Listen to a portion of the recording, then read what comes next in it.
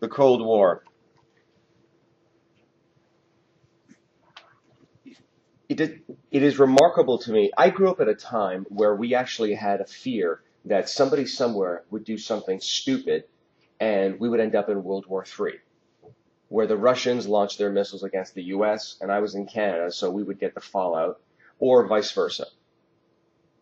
This was actually real, you know. Pictures were printed in the newspaper showing if a missile hits New York City, the blast radius will be this much, and the contamination will be this much. And of course, my city of Toronto was within that blast radius. And then when you see all the places targeted by the Soviets, you think, what the hell is going to be left? And of course, it wasn't just the Soviets that had missile technology and nuclear technology. So the Americans, the British, the French, and the rumor was that the Israelis had developed missile technology, nuclear missile technology, although that was secret. And nowadays, and by that point, India and Pakistan had developed nuclear technology. So there was this, in the 1980s, before the Cold War came to an end, this grand struggle between communism and capitalism, this fear that somebody was going to do something stupid. Because that's how tense people were, right? So what is the Cold War? In a nutshell, it's this. It is the world divided into two big blocks in two big alliances. All the green are the nations that are non-communist. They're not all democracies, but they are anti-communist. So in that group, you include Canada and the United States, all of Western Europe, but also Turkey, right here on the border with Russia. And you also include fascist Spain, because Francisco Franco, during World War II, stayed neutral, because he didn't want to put his country through another war.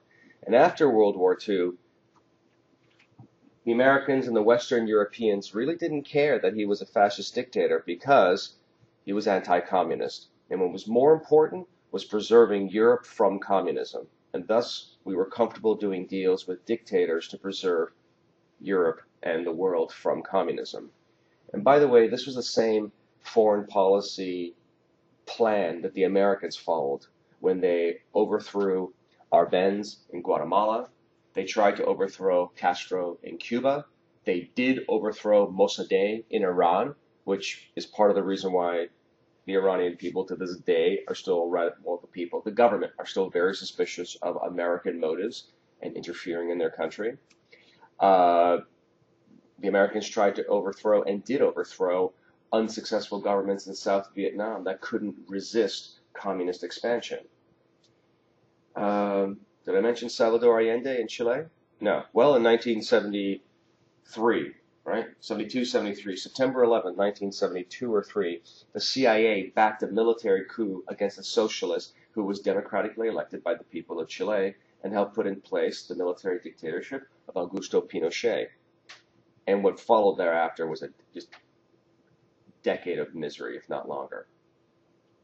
So, plus, we also supported South Africa during the time of apartheid because they were, above all, anti-communist. Also, the dictatorship of, the Congo, I forget his name now. It'll come to me at some point. If you ever anybody ever watched the movie Ali and Foreman fighting the Rumble in the Jungle? Great heavyweight title match in the Congo? No? Yeah. You saw it? All right, that took place in the Congo during the dictatorship of, the guy's name escapes me. And there's some reference to how a dictatorship cleans up a city when the world's attention is focused on his capital city. Essentially arresting everybody who is, homeless, a criminal, etc. So, and what's missing from this map is that, because this is just 1945. In 1949, China becomes communist. North Korea, communist after 1945. Vietnam, down here, North Vietnam is communist, and there's strong communist movements in Laos and Cambodia. And what else? Those are the big ones for now. So this is the Soviet Union. And since the Americans and the Russians could never actually go to war with each other, because if push comes to shove, there would be nuclear attacks, they would fight these wars through third parties. they would support smaller nations trying to advance their ideology, communism or capitalism. Okay?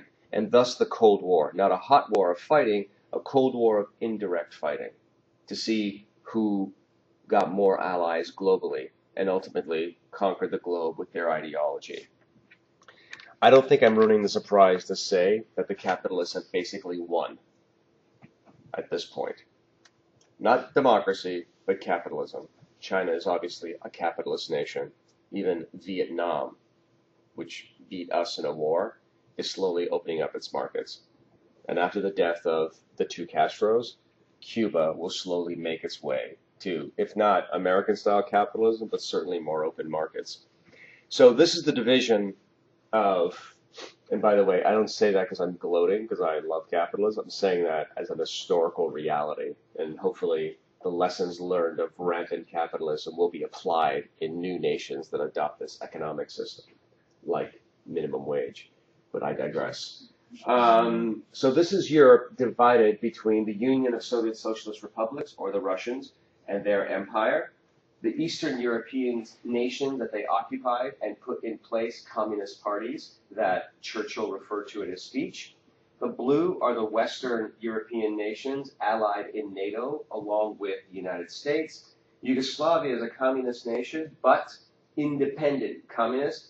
Austria, Switzerland, Spain, all neutral. Turkey, as I mentioned, forms part of the anti-communist bloc along with Greece, right on the border of the communist nations of Eastern Europe. So this was the hot zone after World War II, because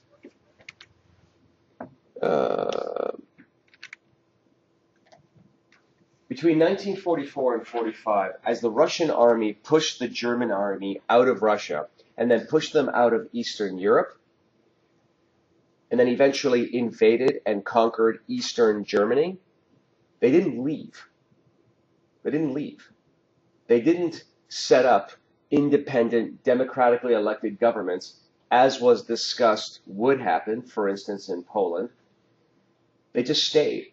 Their army occupied Eastern Europe, and the communist parties of all those Eastern European countries were given money, political and military protection, and put in place to rule Eastern Europe, taking their orders from Russia.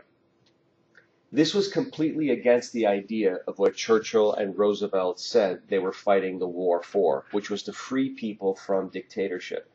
So now the people of Eastern Europe, in the mind of Churchill and Franklin Roosevelt, and well, he died, but now it's Harry Truman, in their minds, the people of Eastern Europe had exchanged a German Nazi dictatorship for a Russian communist dictatorship. So then what the hell was the point of all that fighting? What do we do now? But to be fair, from the Russian perspective, there is another way of looking at this. For the Russians, they would say, well, look at our history. Napoleon, 1812, invaded, devastated Russia. It took a lot to defeat the French armies of 1812 and afterwards. 1914, again, a different European nation, Germany, invaded, devastated Russia. And in 1941, the Germans, again, invaded Russia, devastated the country.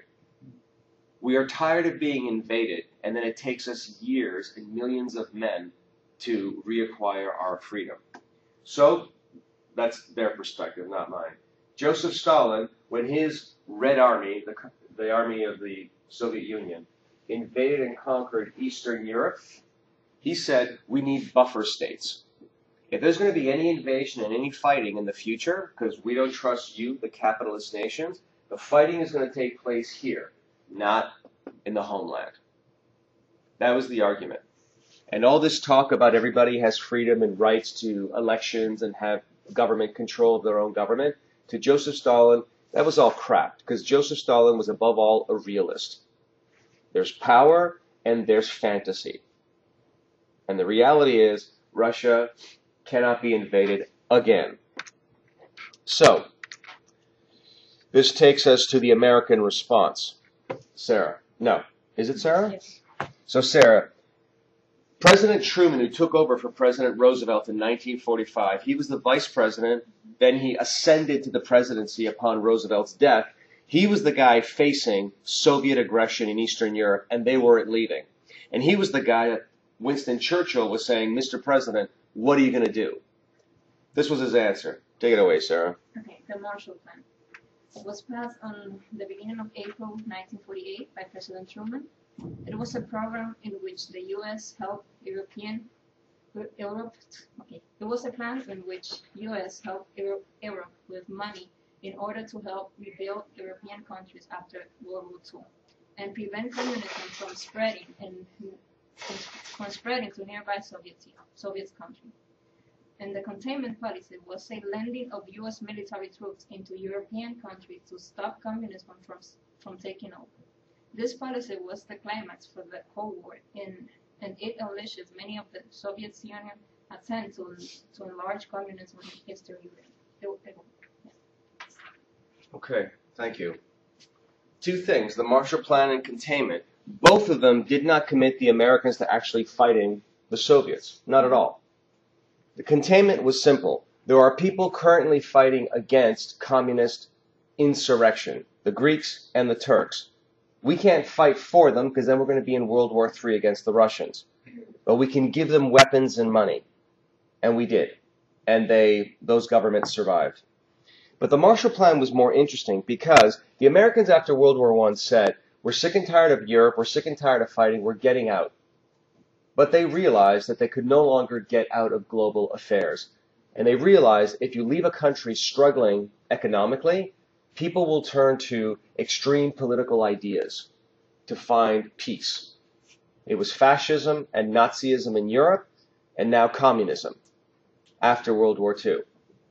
So Italy, France, Britain, all these nations, their economies are destroyed. The Americans pretty much go in and say, we are rebuilding your economy. Because if people are working, they don't care about communism, they don't care about all these silly ideas. And even the Russians were offered money to rebuild Eastern Europe. But Stalin said, no, if I take your money, then I'm going to have to listen to you and all your democratic capitalist propaganda. So don't worry about it. We'll rebuild Eastern Europe ourselves, which didn't really work out for them. Now, the tensions continue between the Americans and the Russians because they don't trust each other. They don't trust each other. And so by 1948, the discussion over how to rebuild Europe falls apart. Germany is divided into four pieces: British, French, American, and Russian. And even the capital city of Berlin is divided into four pieces: British, French, American, Russian. In 1948, the Americans, the British, and the French say, we have to do something about Germany. We have to rebuild the German economy, otherwise Europe will never recover. Just like after World War I. We have to get Germany back on its feet. We can't talk to the Russians because, well, we don't trust them. And we certainly don't want to unify Germany with a communist eastern part. So what are we going to do? Let's just unify Western Germany, the three pieces controlled by America, France, and Britain, and we'll just call it the Federal Republic of Germany. We'll rebuild it. They'll elect a new government democratically. We'll restructure their currency to wipe out old debts, and we'll help them build up their industry. And that's what happened in 1948. Well, Stalin feels as if this is the rebuilding of Germany as a potential enemy against the Soviets in the future. So he cuts off trade to the city of Berlin. Do you have a map? I do. So West Germany, these three parts are unified in 1948. East Germany, the Russians control, but within East Germany is the city of Berlin, which is also divided in four. In order for the Western Allies to supply West Berlin, they've got to drive through East Germany. The Russians cut off that road. So West Berlin is now effectively being starved into submission. And Joe Stalin thinks this is going to make the Western Allies crumble and become more amenable to negotiation in the future. The exact opposite happens. The Americans, the British, and the French begin what's known as the Berlin airlift, where they simply fly over Russian troops, land in West Berlin at Tempelhof Airport, and they unload supplies. Planes are landing at that airport every few minutes like clockwork for an entire year, and they keep the entire city of West Berlin supplied. Well, Joe Stalin could have shot down these planes, right? But he didn't, because he knew the first exchange of gunfire with the West, and you have World War III. And at this point, the Americans have got the atomic bomb, the Russians don't. So after a year, he gave up. The road was open again between West Germany and West Berlin. Tammy, I'm going to you. 1949, NATO is created. And then, a few years later, the Warsaw Pact is created. Talk to me about NATO and the Warsaw Pact. In 1949, the prospect of further communist expansion promoted the United States and 11 other Western nations to form the North Atlantic Treaty Organization, NATO. The Soviet Union and The what? I think it's affiliated. Yeah, affiliated. Affiliated communist nations is Eastern Europe founded in a legal alliance with the Warsaw Pact in 1955. The alignment of nearly every European nation into one or two opposing camps formalized the political division of the European continent that had taken place since World War II, 1939 to 49. The alliance provided the framework of the military standpoint that continued throughout the Cold War in 1945 to 1991. Okay. I should continue? Do you have more? Okay, I have one. It is often said that the North Hang on a second. Is this you writing, or are you reading something that you found? All right, then we can stop there. Now, the point here is that in 1949, the West forms into a military alliance. For the first time, the Americans commit themselves and say, if the Russians invade any of our allies in Western Europe, we will commit ground air forces to the fight in Europe. The Americans have never done this before, because the idea that some silliness at some other part of the world should drag in American soldiers, they would never ever allow themselves to be dragged in like that. But not being involved in international affairs before World War I and World War II, what did it lead to? The Americans getting sucked in anyway. So they figured, why don't we at least form this alliance and make it clear, if you do anything stupid, you, the Russians, and your allies, you will absolutely be punished. So be careful what you do. So this didn't really lower tensions between the capitalists and the communists, the East versus West. And then things got worse because do I have it on there? In 1949, the Russians revealed that they have the atomic bomb. Russian spies had stolen the secrets from the Americans, and they built an atomic bomb. So now the American monopoly of the atomic bomb is gone. The thing that they could hold over the Russians and say, if you really step out of line, we've got this. That's now gone. So how do you get the leverage back? You make a more powerful bomb, the hydrogen bomb, which then the Russians had to match, and eventually other nations matched. And then how do you take it the next level up? You have to increase the delivery method. Intercontinental missiles instead of simply flying planes, bomber planes. So the arms race, the international arms race, is up and running. All the money that everyone's got is going into the arms race. So this is all Europe. By 1949, and especially 1955, all the major European nations are locked into two opposing military alliances. It's like World War I, or just before World War I all over again. But what makes the post-World War II era different is that now a whole other brand new power in Asia emerges, which just scares the bejesus out of everyone. China. The last time we looked at China, the Chinese monarchy had collapsed under the weight of a century of Western domination as well as just incompetent leadership. That was the nationalist revolution of 1911. In the 1920s, there was essentially a civil war between local warlords that wanted independent control of their parts of China and the Nationalist Party, or the Kuomintang, and the communists working together to unify national rule, national government rule over China. They worked well together because they wanted the same thing, a unified, healthy, strong China. But in 1925, this alliance finally breaks down. The original founder, Sun Yat-sen, God, I hope I got that right, he dies, and the unifying force between the nationalists and the communists dies, and what comes to the surface is what everybody always knew. Communism and Chinese nationalism have two different goals for the future. And it's not just one is capitalist and one is communist. It goes deeper than that. And so a civil war breaks out between these two parties, which lasts from the mid-20s all the way to 1949, between the communists and the nationalists in China. So think about this. Communists and nationalists are fighting a civil war through the 1920s. In 1931, the Japanese invade Chinese Manchuria. The civil war is still going on.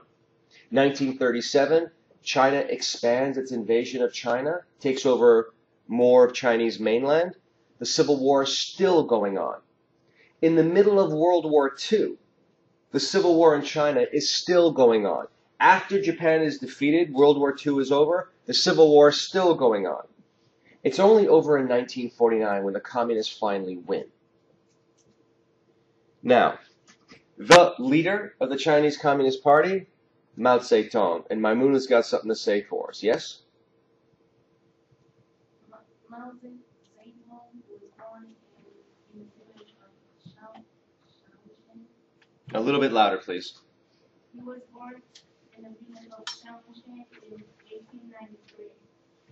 Mao was a Chinese communist and a political terrorist who was an important figure in China's history.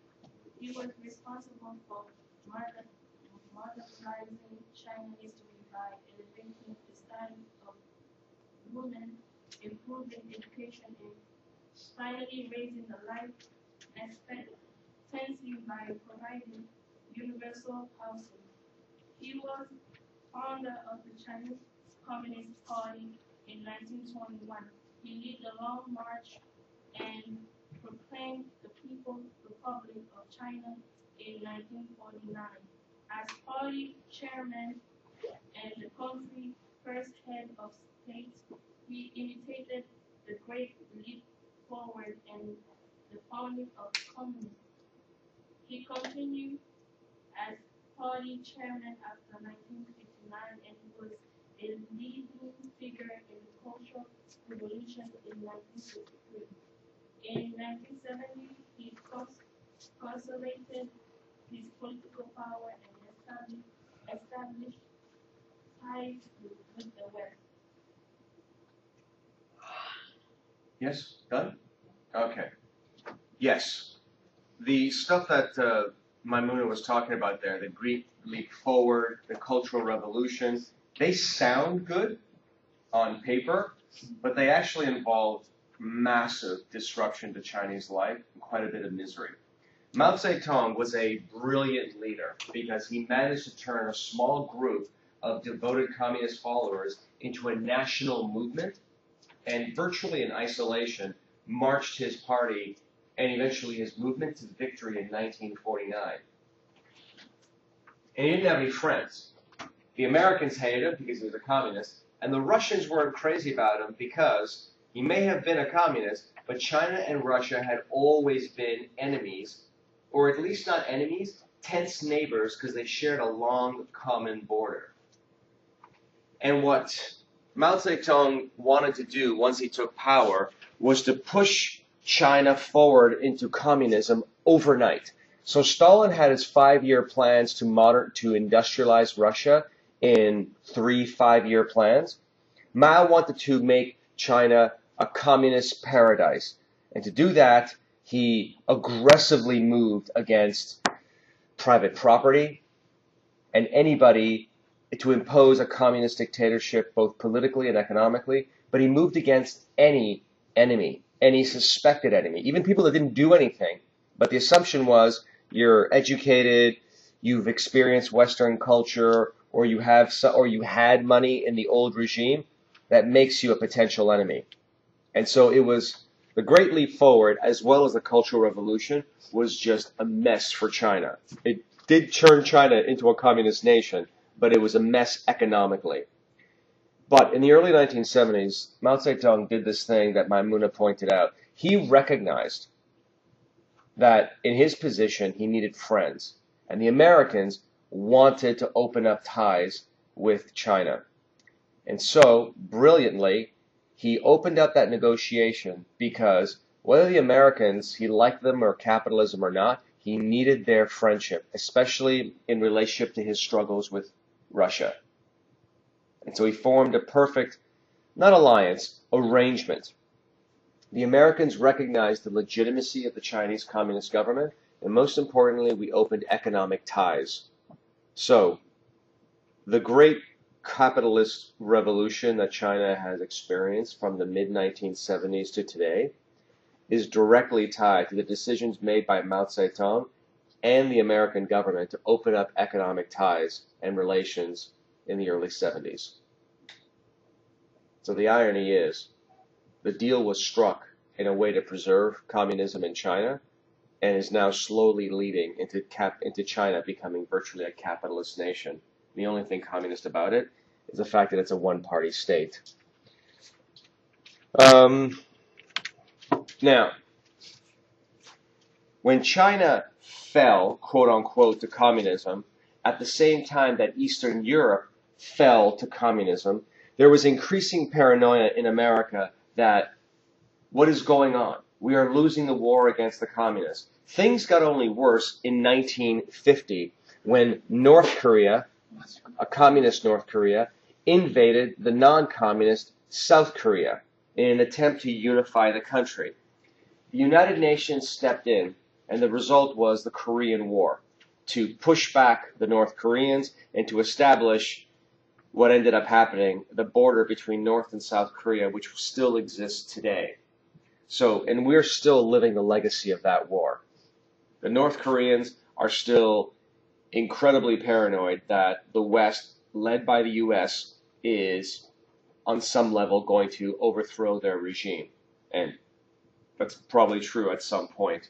So everything you hear about the North Koreans today in terms of their nuclear technology, their failed missile tests, it's a hangover from the Korean War and the tensions between the two countries stemming from that period.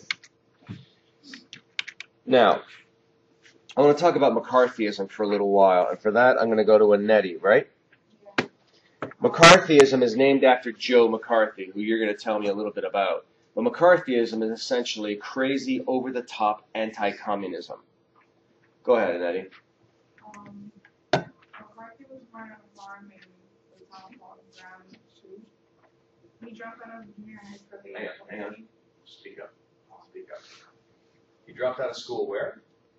He dropped out of junior high at the age of 14. To help his parents on the farm, he worked his way to college and earned a degree in 1 year in engineering and law while working at the law firm. He compensated for his lack of experience by demanding and relying upon the precise briefs from the contesting attorneys. Hang on a second. He compensated for his lack of education by doing what? I didn't understand what he read. Well, you wrote it, right? Yeah, but I was questioning upon the precise briefs from the contesting attorney. And the Supreme Court reversed low percentage of the cases he earned. In those years, McCarthy made money on the side by gambling. In 1945, after the U.S. entered the World War II, McCarthy was commissioned into the Law Marines because of his education qualification. He went in as a commission officer and became a second lieutenant. He served as an intelligence briefing officer for the Divine Bomber. He left the Navy as rank captain. He flew 12 combat missions as a gunner observer. He earned the nickname Tail Gunner Joe. And McCarthy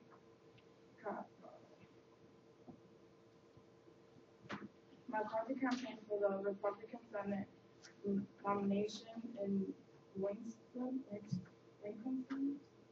while still on active duty in 1944, but was defeated for the GOP nomination. He registered and commissioned in 1945, 5 months before the Pacific War, September 1945. He was re-elected unopposed to his circuit court decision, and he began a much more systematic campaign for the 1946 Republican Senate.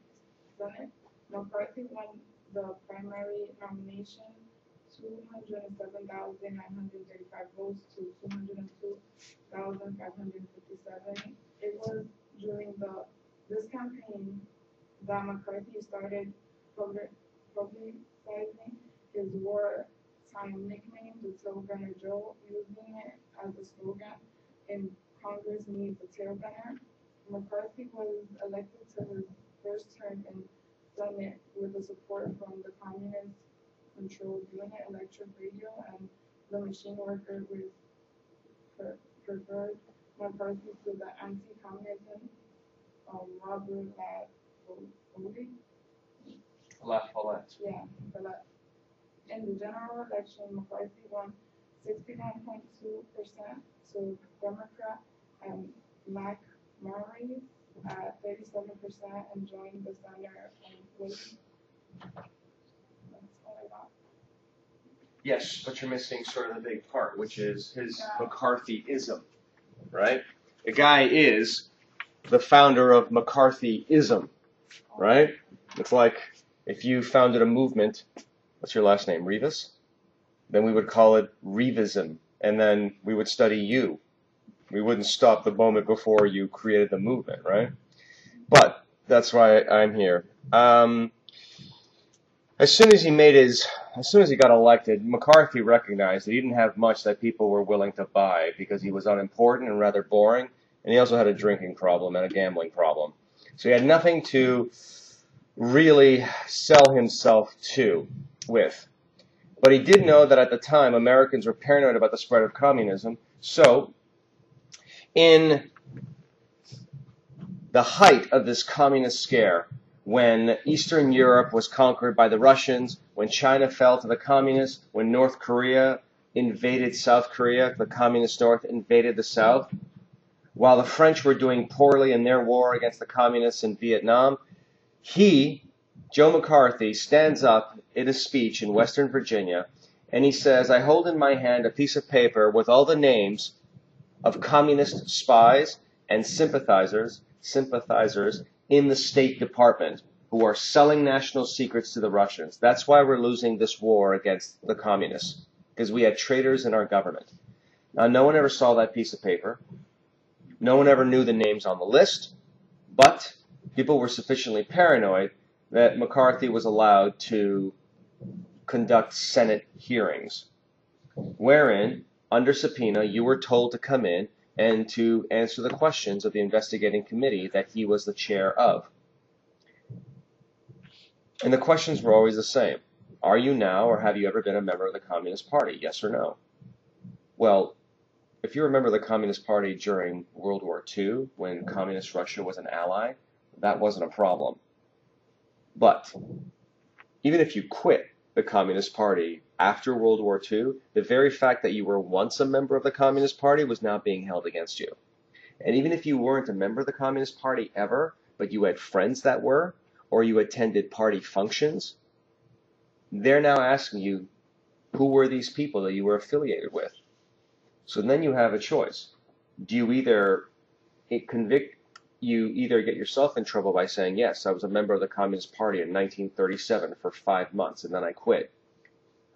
Or, yes, I have these friends and their names are la la la la. Or do you just say, I'm not going to rat anybody out. I plead the Fifth Amendment. Well, that's great. You have the legal right not to incriminate yourself using the Fifth Amendment. But then on these televised proceedings, you are basically publicly stating that you are in sympathy, or at least you are perceived to be in sympathy with communism, and your reputation is destroyed. And thereafter, even if you weren't called in front of a hearing, anybody suspected of being a communist sympathizer is blacklisted. They can't work. Nobody wants to hire them because they're afraid the government's going to start asking them, why are you hiring people suspected of being communists? Go ahead, Vermeer. You said they were televised? Yeah. Okay. You can YouTube them if you want. McCarthy hearings. The best clip is when McCarthy finally goes too far and he starts accusing members of the army for selling secrets to the Russians.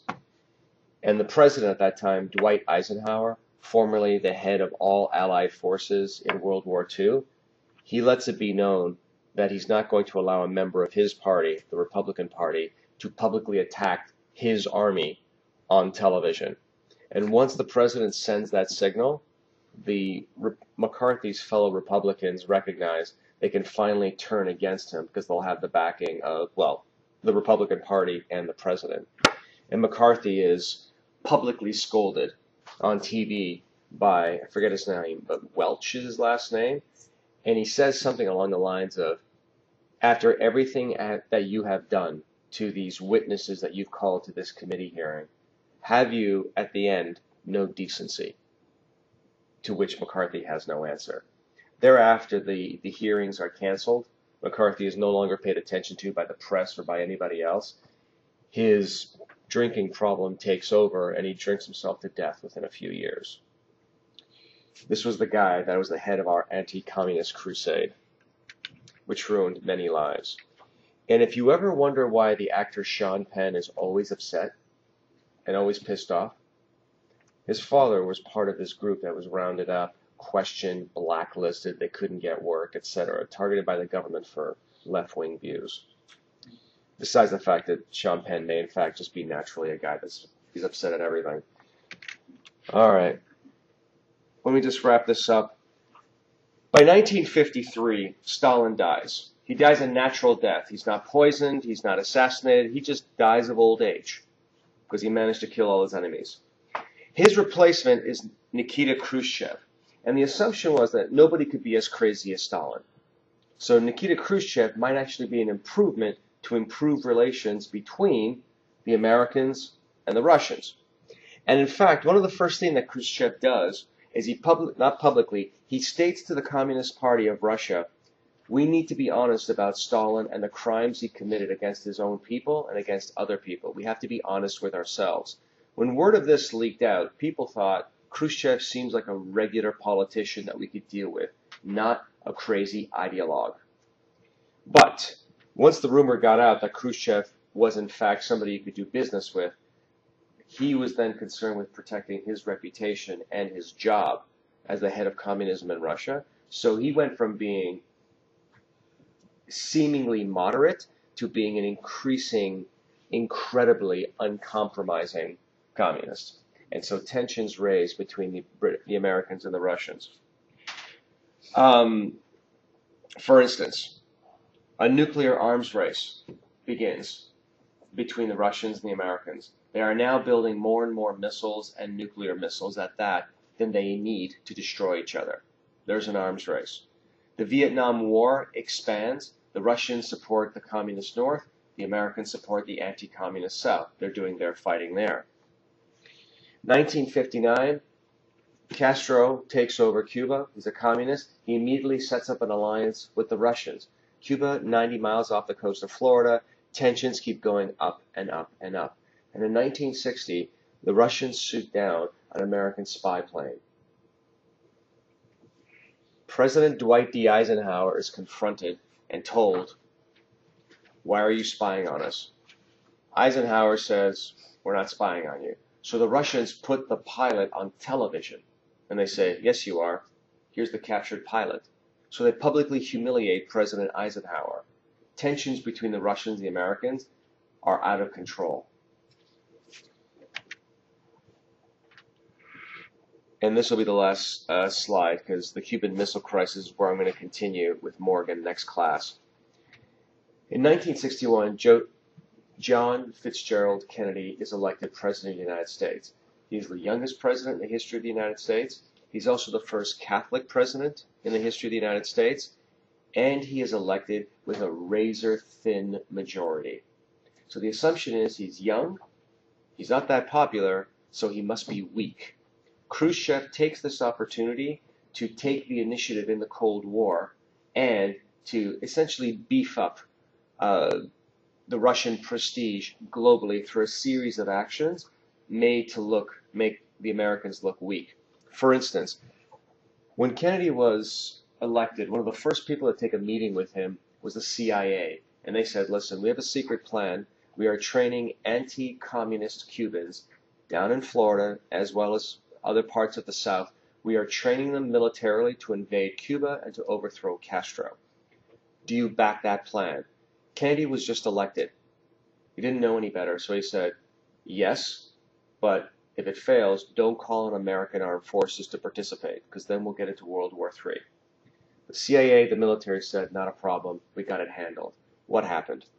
Well, when the American trained anti-communist Cuban force landed at the Bay of Pigs, Cuba, Castro knew they were coming, and these forces were decimated on the beach.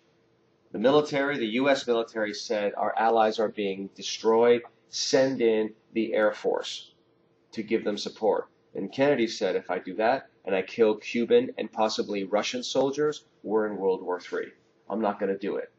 So Castro wins the day at the Bay of Pigs. The Americans are humiliated. Kennedy fires the head of the CIA because it made him look like an idiot. And he publicly takes responsibility, saying the buck stops with me in a press conference. You know, he fired the people in charge, but he said it was my responsibility ultimately. But the next thing that Khrushchev does to sort of push Kennedy to see how far he could push the Americans was building the Berlin Wall, physically separating the city of Berlin east from west, and to see if the Americans would stop Russian troops building this wall, physically separating democratic capitalist West Berlin from communist East Berlin. And hopefully this will work. We'll see. This is from the Time news footage about the event. Is this going to work? Yes.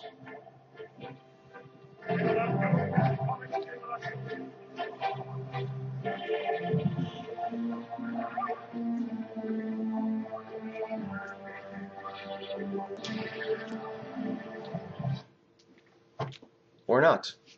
It won't work because a Flash plugin is needed for reasons I don't understand. So I'll just tell you what you were going to see.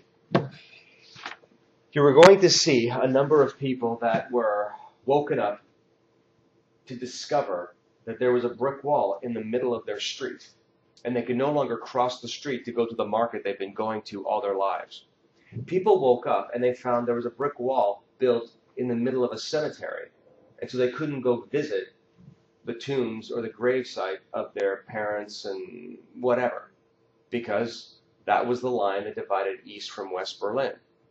They also woke up to find that buildings had been boarded up because the wall could be surmounted if you just went into the neighboring building and just hung out the window and jumped over the wall. So all those windows were boarded up.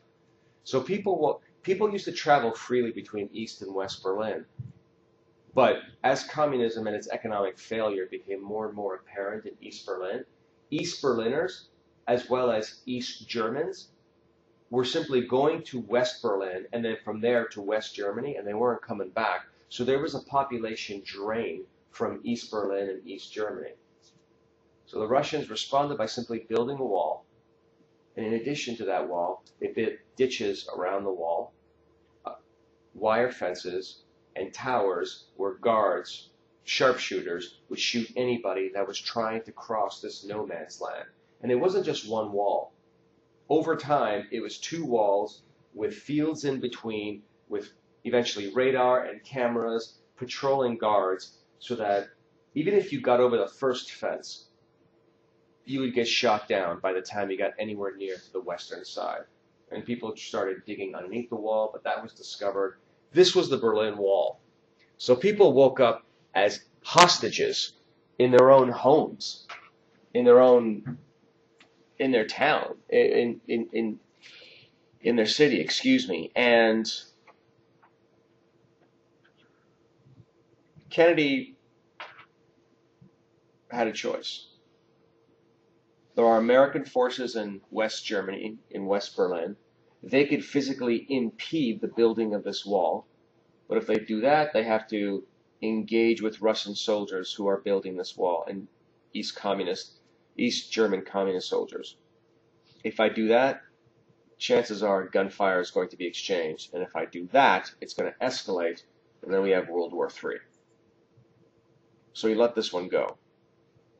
And if you let that one go, in addition to the failure to support the invasion of Cuba against the communist Castro, Khrushchev figured this guy could be pushed around even more. And so he places Russian missiles in Cuba aimed at D.C., Washington, Los Angeles. And at that point, Kennedy's got to make a decision, because this is exactly what Churchill said would happen.